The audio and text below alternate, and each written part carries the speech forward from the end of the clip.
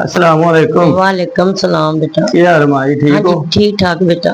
ਹਾਂਜੀ ਮਾਂ ਜੀ, ਕਾਹਦੇ ਵਾਸਤੇ ਬੁਲਾਇਆ ਤੁਸੀਂ ਸਾਨੂੰ? बेटा बेवावां निके निके बच्चे काम कर पालने ने हुण मेरे तो हो ही नहीं सकता कुछ। कमरे ਨੂੰ दरवाजा नहीं है, बहुत मजबूर है। एक बीमार है, ਲੱਕ ਤੇ ਇੱਥੇ ਫੋੜਾ ਉੱਠਿਆ, ਉਹਦਾ ਨਹੀਂ ਇਲਾਜ ਕਰਾ ਸਕਦੀ। ਅੱਗੋਂ ਸਿਆਲ लगा ਹੁੰਦਾ है, सर्दी है, मैंने दरवाजा मेरे कमरे में लगना। ਠੀਕ ਹੈ, बहुत मजबूर हाँ मैं। ਠੀਕ ਹੈ। ਤੁਹਾਡੇ ਕੋਲ ਹੈ ਇੱਕ ਹੀ ਕਮਰਾ ਹੈ? हाँ जी। ਇੱਕ ਹੀ ਕਮਰਾ। ਮੇਰਾ ਕੈਮਰਾਮੈਨ ਜਰਾ ਕੋ ਇਹਨਾਂ ਦੇ ਹਾਲਾਤ ਵਿਖਾਓ ਜੀ ਕਾਰ ਦੇ। ਇਹ ਜੀ ਇਹਨਾਂ ਦਾ ਇੱਕ ਕਮਰਾ ਹੈ ਤੇ ਇੱਕ ਕਮਰੇ ਦੇ ਵਿੱਚ ਇਹ ਰਹਿੰਦੇ ਨੇ। हाँ जी हाँ जी। ਤੇ ਇਹਨਾਂ ਦੇ ਇਹ ਹਾਲਾਤ ਨੇ, ਇਹਨਾਂ ਦਾ ਕੋਈ बहुत मजबूर है, बड़े मजबूर है। ਕੋਈ ਇਹਨਾਂ ਦਾ ਕਮਾਉਣ ਵਾਲਾ ਕੋਈ ਨਹੀਂ ਹੈ। रोटी एक टाइम पकदी, एक दिन नहीं पकदी। ਟਾਈਮ ਦੀ ਰੋਟੀ ਪੱਕਦੀ ਹੈ ਜੀ, ਸੱਚੀ ਗੱਲ ਹੈ ਜੀ। ਇੱਕ ਟਾਈਮ ਨਹੀਂ ਪੱਕਦੀ। ਮਾਰ ਹੀ ਨੇ ਤੇ ਵਡੇਰੇ ਹੋ ਗਏ ਨੇ। मजबूर है, बहुत ਮਾਂ ਜੀ मजबूर। ਕਿੰਨੇ ਬੱਚੇ ਜੇ? बच्चे बेटा दो ही ने। दो ही ने। हाँ, बेटी ब्याही है। बेटी मेरे नाल बहुत ही मजबूर है, मियां ने और शादी की है। 3 बच्चे ने ओदे। मेरी धी भी बहुत रोलदी है भाई। ठीक है। बड़ी मजबूर है मेरी बेटी भी। ओदे तो बहुत ही मैं मजबूर हां। ओदे तो बहुत है। वो ऐसा जवाई है, उस बीबी कोई रहिंदा जिन्हों कीता। बिल्कुल मेरी धी चरी बहुत मजबूर है। मेरी धी भी तुहाडी मजबूर है। बेटे दे बच्चे ने है, बेटा भी वो बेचारा दवाई करदा है, मैनूं दवाई शैली देंदा है, पैसा दे ला। मैं झूठ क्यों बोला? ठीक है। जिन्हें जोगा है, दिहाड़ीदार बंदे ने की करना बेटा। इन्हां दा जी बेटा एक ते ओ दिहाड़ी दप्पी करदा है जी, दिहाड़ीदार है। जिन्ने जोगा है वे वो अपनी मां दी खिदमत करदा है। हां जी हां जी। ते एक धी ते एक पुत्र, दो ही बाल ने। धी भी विआही है जिहड़ी वो अपने घर सुखी नहीं।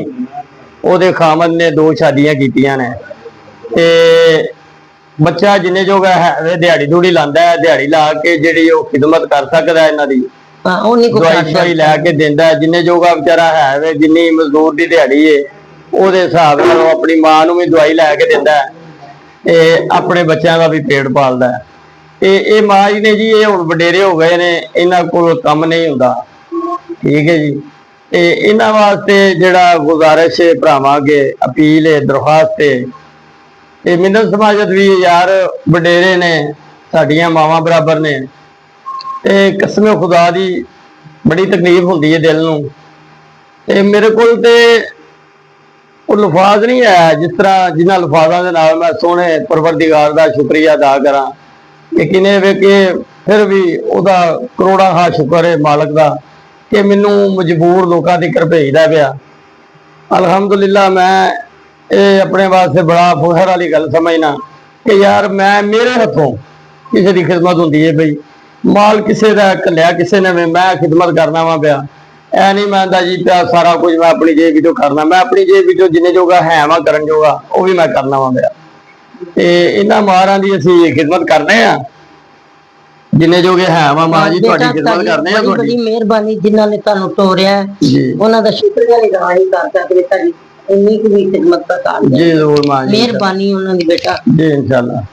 अल्लाह नो मां जी, अल्लाह दी तरफों तुहानूं तोहफा आया। अच्छा बेटा, मेहरबानी उन्हां दी जिन्ना भेजिया। उन्हां दे हक अंदर दुआ कर छड्डो बेटा। बड़ी बड़ी दुआ है, अल्लाह उन्हां नूं तंदुरुस्ती दे। आमीन जी आमीन। अल्लाह दुख तकलीफ तो उन्हां नूं बचाए दे। आमीन तंदुरुस्ती। आमीन जी आमीन। अल्लाह पाक सब नूं जिंदगी और तंदुरुस्ती दे। तंदुरुस्ती बड़ी गल है बेटा, तंदुरुस्ती बड़ी नेमत है। अल्लाह पाक मां जी तुहानूं भी जिंदगी दे, तंदुरुस्ती दे ते दे लंबी उम्र दे। जी हां जी। इन्हां बच्चियां दे सिर ते तुहानूं कायम दायम रखे मालिक परवरदिगार। बेटा बहुत धी तो बहुत मजबूर। अल्लाह पाक खैर करेगा, अल्लाह करम करेगा, अल्लाह सानिया पैदा करेगा इंशाअल्लाह इंशाअल्लाह।